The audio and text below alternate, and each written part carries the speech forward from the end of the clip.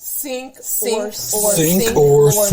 It's a lived experience. When I was thinking about this, the sink or swim basically came to me as a result of thinking it just always feels like you're drowning. So it's kind of funny that that's how you're describing it, because I know that that's how you feel, and you've said it so many times. Drowning in what you feel, you're drowning in emotion. But when I think of sink or swim, it gives either a positive or a negative connotation to it. You're drowning in trying to help others understand what you're doing. Drowning feels it. Nobody, you are literally drowning. Well, here we are again. Welcome to the podcast that we have strategically named Sink or Swim, and it is about our lived experience with COVID-19 and how it has changed the world around us, but most specifically how it's changed our life. If you're not going to sink, then you're going to swim and you're going to survive this. And that's where I'm looking at with what we do with this podcast. For the people that are me, we are sinking. I mean, literally, every one of us feels like we're sinking. Whether it's the whole day or part of a day or an hour, we're sinking. We want to swim. We want to have hope. We want to have a future. We want to see some light at the end of the tunnel. So that's literally what I just said in the first part and what you just got done saying. That's where the concept came to me as sink or swim. If we don't do anything, if I don't do anything, if you don't do anything, we're going to sink. I'm going to sink. Option, die. That's the only option I see. Swim, got to do something. Everything that we have on our topics for future conversations are ability for us and others to be able to swim, to be able to survive. Then the whole thing is a lived experience, because literally it is a lived experience. And when we refer to sink or swim, you have to take into account what are the waters like today? What are the waters like this minute? What are the waters like in the next minute? What's the turbulence that you're having to deal with? You may be sinking one day, 1 minute, 1 second, and the waters get even more turbulent, and you have to try to swim. So while you were saying that and what we've both said up to now, when I look at sink or swim, I think it's an option, sink or swim. It's an obligation, sink or swim. I mean, we have no choice, so it really is an obligation. Sometimes it feels like there's not another option. Hey friends, this is Staci. Not only am I a co-host for the Sink or Swim Chronic COVID Syndrome, but I'm also the creator of a Facebook group called Frontline Nurses. Frontline Nurses is a global platform for nurses to unite from around the world to support each other while we battle this invisible enemy. If you're a nurse, please consider joining our group at Frontline Nurses. When you think about the option of sink or swim, what's the first thing that hits your head in our whole 2.5 years now? If somebody looks at you and says, well, you've got a choice, sink or swim. What I think about with the correlation to what we're going through and that catchphrase is that when someone is trying to save a drowning person, that person also is at a high risk for drowning, just trying to save someone else, whether they don't have the skills, the strength, the ability to help a drowning person, puts everyone involved at a high risk of drowning. That's what I think of. So drowning, the only outcome from drowning is death. Sinking, I associate with the drowning. Sink or swim is a very common, well-known phrase that almost everyone has some interpretation of what it means.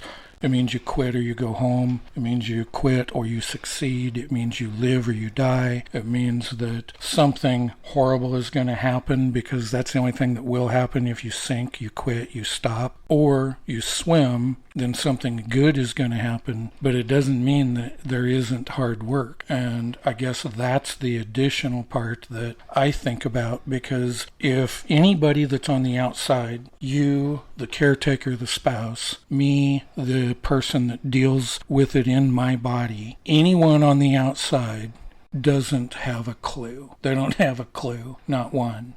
They don't see it, hear it, feel it, understand it. They don't know it. You at least have some glimpse, some understanding, but everybody else out there, they're going to see sink or swim, and they're not going to understand the enormity of what that means. It literally means die or live. You sink or swim. You die or you live. That's how I guess I would say elevator pitch, sink or swim is you die or you live, because with how I'm living with it, I don't see other options. I don't see anything else. Dealing with this every minute of every hour of every day, and I mean literally, last night, I did not go to sleep until after 4 a.m. I did not really go to sleep. I was sinking all night long. And that's how it feels, because when you get up with only about 3 hours of half sleep, you're sinking, you're drowning. So difficult to be able to do anything, communicate, think, process, not get angry, not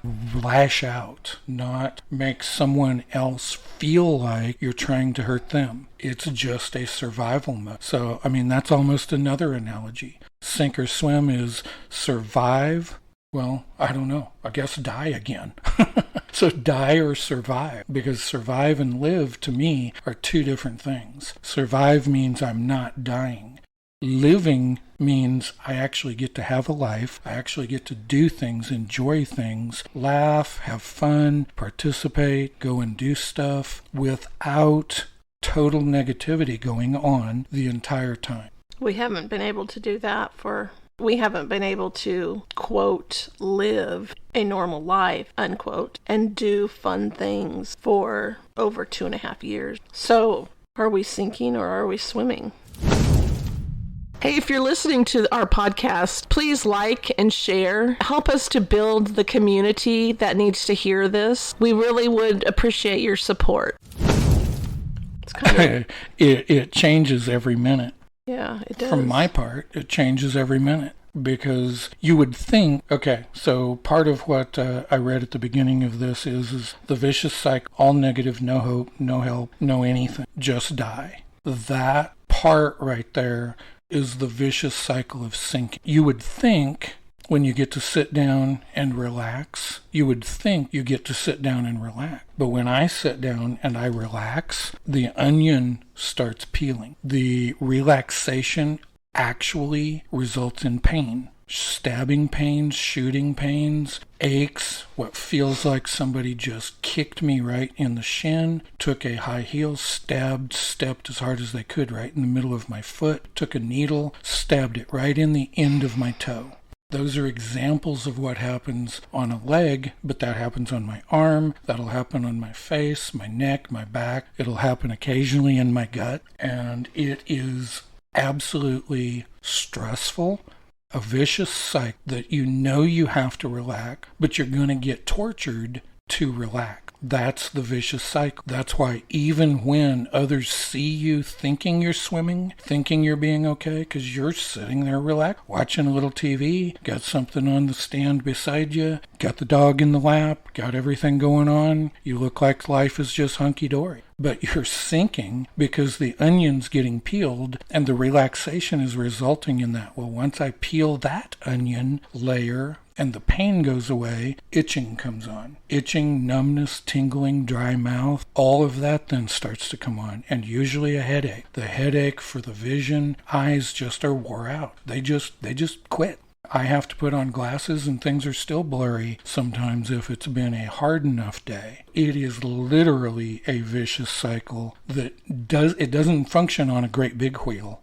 It's not a great big wheel vicious cycle that you get to get rid of the wheel. Every layer is a vicious cycle, because once I get rid of the itching and the numbness and the tingling and the joint pains, aches, then the next thing is it starts to go into, like I said, the vision. And the next thing is the restless leg. By that time, my legs, my brain is totally convinced that my legs are at extreme restless leg. And it's usually both of them. And sometimes it's an arm or a hand. It is literally a vicious cycle that just never stops. You haven't even mentioned about your lungs. And that's been a huge part. Yeah, it's crazy because the doctors can't find anything. Again, vicious cycle, feeling of drowning, sinking. My lungs sound perfectly clear every single time. Every doctor has told me my lungs sound clear.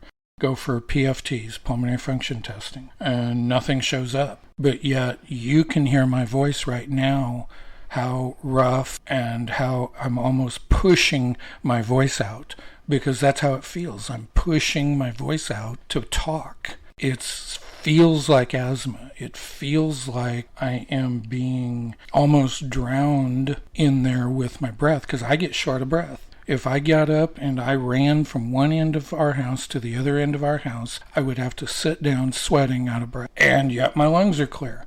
It makes zero sense. When I used to practice and people had asthma, because it feels exactly like asthma. It feels like I'm constricted. It feels like that I can't get breath back out, like it is just squeezing in there and I have to push it back out. But yet nobody can hear anything. I mean, literally, you've been at my doctor's appointments every single time, and every single time they hear nothing, they find nothing on the physical exam. They believe me. Hi, this is Staci. Nursing celebrated a milestone in 2020. It was called the Year of the Nurse, but it was also the year of the pandemic. So in honor of the Year of the Nurse, I created a t-shirt that quotes Florence Nightingale and her vision of nursing. Go to Frontline Nurse Facebook page to see the t-shirt that was created in honor of the Year of the Nurse. Thank you for joining. I mean, you see how I respond. So physically, I respond in ways that shows that it's really actually occurring. But it is so stinking frustrating to have nothing to show for how bad and how horrible and how vicious this feels. Yeah, there's so many changes that I know that we're not even thinking of all of them right now. Just the ones that play a major role in the quality of your life. So our next podcast that we're going to go to, because in the introduction, I talk a lot about different signs and symptoms that I have, and those are the things that I feel, the things that people can see. Those are the signs and symptoms that, for all of you that don't use the medical phrase, the stuff that you have going on are the signs and symptoms of your chronic COVID syndrome. And just to reiterate, I don't like the long haulers. I don't like the long COVID. Those are all layman terms. And nobody in the healthcare community, nobody in the insurance industry, none of those people really give validity to that, because it's like saying that we're just long-term whiners. We're just long-term complainers. We're just hanging on to something that a lot of people out there have difficulty even believe existed. But the reality is this is chronic.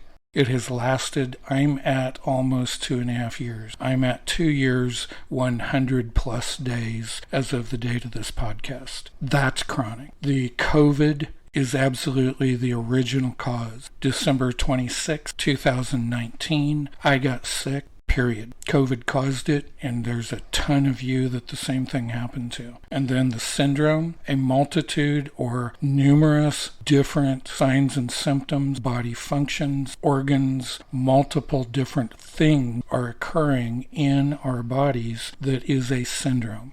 This is a chronic COVID syndrome. That's what I want us all to start calling it. Next time, on our next podcast, I want you to join us, because I know you guys, your family, your friends, and you have a lot of these same symptoms. Doesn't mean you have them all, and it doesn't mean that yours is any less or any more. It just means here's what we deal with. And I'm going to share with you on our next podcast as long of a list as what I can, because every time I've ever tried to do this, I never list them all. Every time I ever do this, there are some major ones that get left out because of the peeling of the onion process. It's just stuff happens, and it is what it is. But I know that you know what I mean. In the next podcast, join us. I'm going to share all of what I can get out in what all of the signs and symptoms that occurred when and how I got sick. Let's plan on being together in our next podcast, and we'll start talking about how and when I got sick and lead into what are all of these signs and symptoms that we all truly are dealing with. Hey, if you're listening to our podcast, please like and share. Help us to build the community that needs to hear this. We really would appreciate your support. Hey, COVID world. I'm Doug Swim, and I am the lucky participant in this COVID world. My wife, Staci, will be joining me on this podcast, and we will be sharing our lived experience with you, your friends, your family, those people who you're trying to help understand. And we also want you to get encouragement from this podcast. So we're going to be doing interviews, we're going to be doing commentary, we're going to be doing discussion on specific topics. We're going to get personal, we're going to be professional, and we're going to share with you. We want to hear from you, we want to talk to you. We want to be able to help you as we can through this podcast. Thank you for joining us. Share this podcast with everyone. Be a part of us all coming together and surviving what we've never asked for. This lived experience sucks, but we're going to do it. We're going to keep going, and we're going to be as okay as we can be. Thank you for listening. Wait for the next one. Share it. Listen to it. Be a part of it. Have a great day. Be blessed. It's a choice.